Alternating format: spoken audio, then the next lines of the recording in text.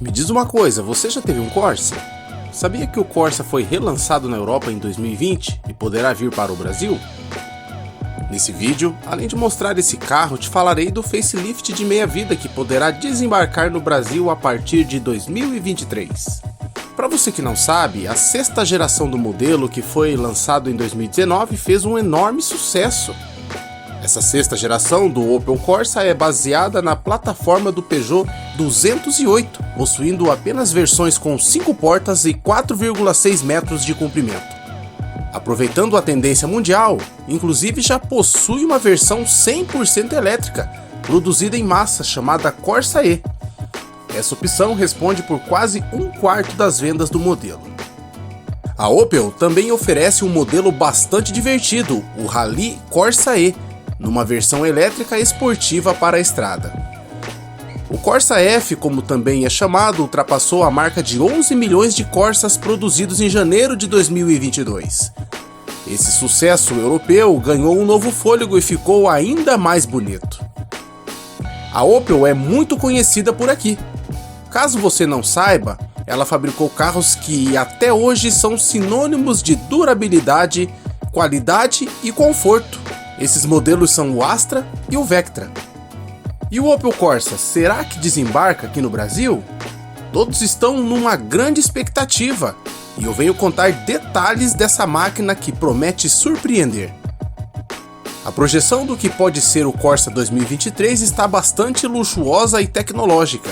A Opel está adotando esse design chamado de visor em diversos modelos, e se vier para o Brasil, será o pesadelo dos carros como o Polo da Volkswagen.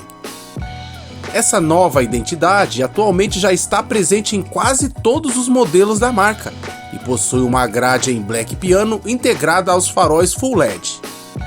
A expectativa é de que o Opel Corsa 2023 seja lançado apenas no final do próximo ano lá na Europa.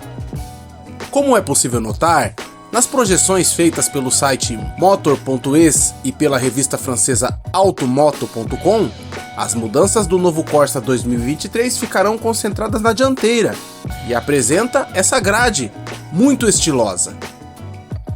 Outra característica será a nova abertura de ar do para-choques e os novos nichos para os faróis de neblina.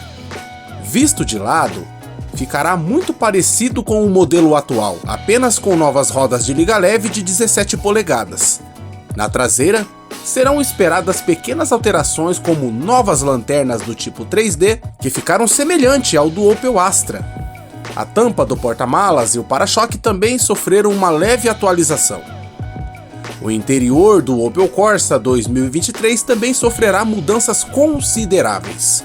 O Opel Corsa 2023 vai apresentar uma cabine com uma arquitetura parecida com o do SUV Mocha e do hatch Astra.